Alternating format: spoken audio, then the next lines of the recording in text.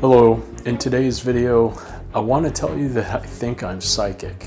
Now, before you think that I've lost my mind, let me be clear. This channel is about a journey of me becoming a better artist. It's a way for me to connect with family and friends far removed by distance and time. Now, I've not yet worked into this channel being a vloggy channel, but who knows, we may get there someday. Now, regardless, this is more or less about the process of becoming a better artist, of learning art. It's also a way for me to deal with some issues of personal grief, the loss of my mother, of my sister-in-law, of my aunt, of my boss. And not to mention the general craziness in the world right now, learning art has become my refuge. Is it escapism? I don't think so. I think I love the ability to unplug and to create. I like to use it as a way of focusing on my happy, what makes me happy. And I might even consider it a way of praying, a way of focusing my attention on the good, away from the bad. Now, to me, there's nothing like relaxing, turning on some good relaxing music and sitting down at my art table over here and just drawing, having some fun, creating something. Now, sometimes in the moment, I think that I'm all that in a bag of chips because I believe that I found some new way of doing something, only to go to YouTube and find out there's 5,000 YouTube videos and people who've already done it. Today's video might be a challenge, even for a skeptic. So let's get to it right after this.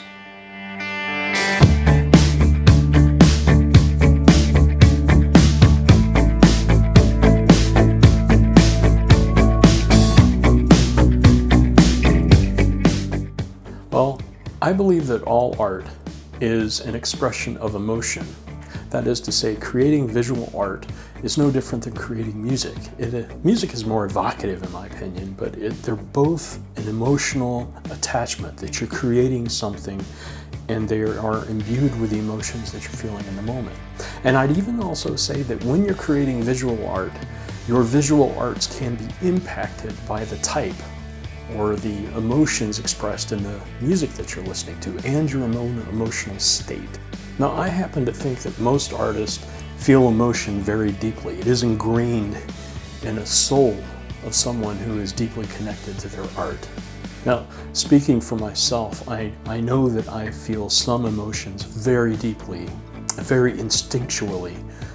There are some things that I just know and I love, and other things that I just know and I am repulsed by. For instance, I dearly love being out in nature and surrounded by creation. And the favorite times of the day for me, and when I take photography, is at the moment an hour before or after the rising sun, or an hour before or after the setting of the sun. It just has, and photographers generally call that the golden hour.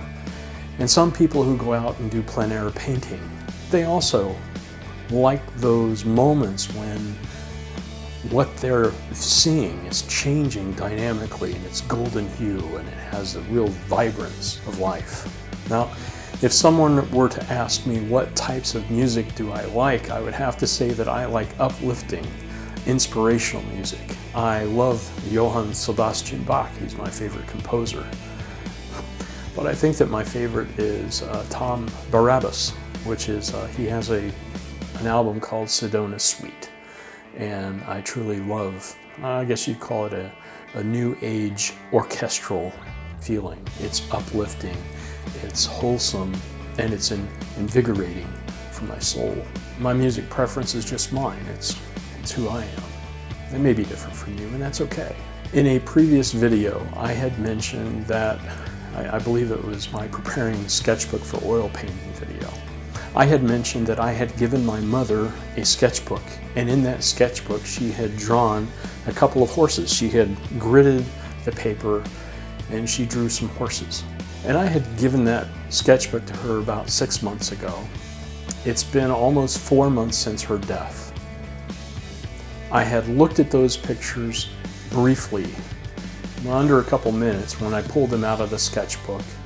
and they struck me, and I put them away because immediately I thought I need to save these, because I'm going to, when I learn how to paint, after I learn how to draw, I am going to take these photos, I'm going to digitize them, and I'm going to produce pictures like these, and I'm going to color them in reference in honor of my mom.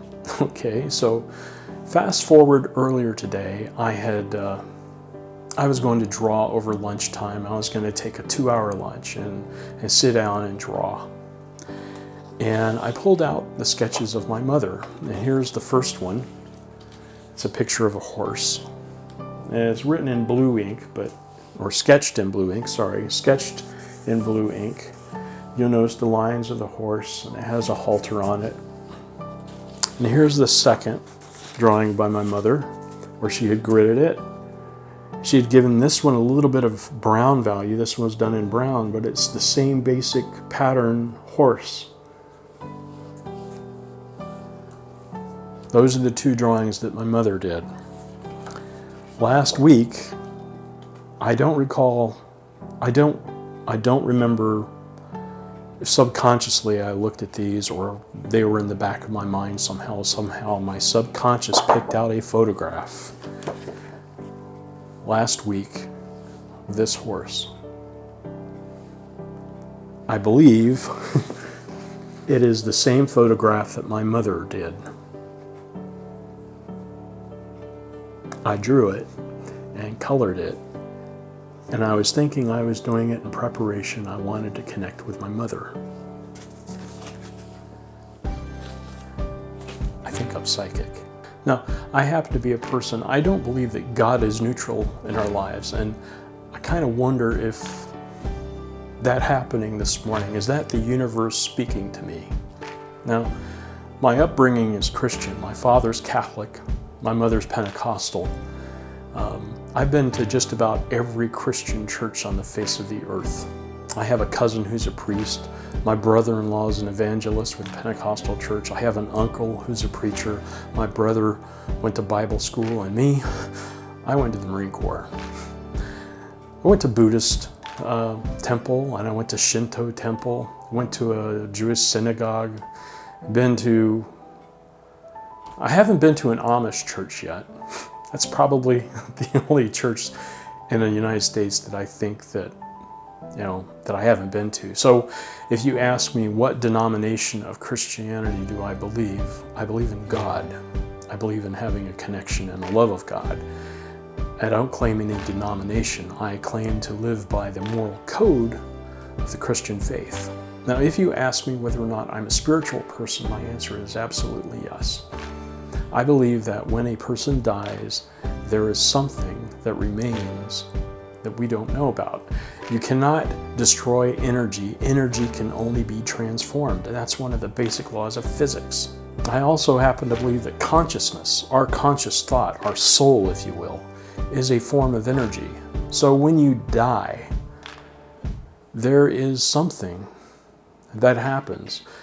And given the quantum mechanics theories of today about quantum string theory and quantum theory of entanglement between a negative and a positive particle that may be separated by millions of light years and have instantaneous transitions between one and the other, I think that anything is possible. I mean, after all, I'm not God. Therefore, I can't think like God.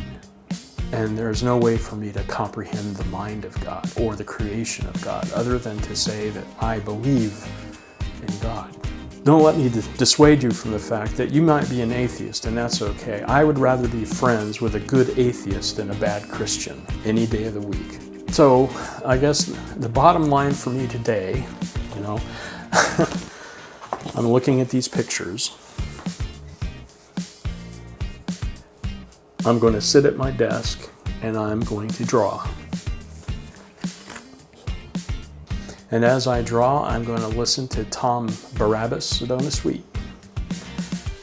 And I'm going to ask myself, what do I see today?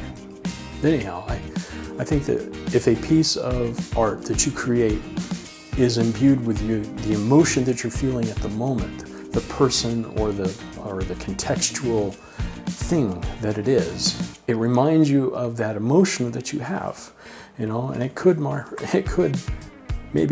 remind you of your late mother who passed away. That's not a down feeling, by the way. That's a strictly feeling of love. And that's what life is all about in the end. I hope you're having a great day. Deep in the heart of Texas, I'm Jeffrey W. Spencer, and hasta luego. Till next time, see ya.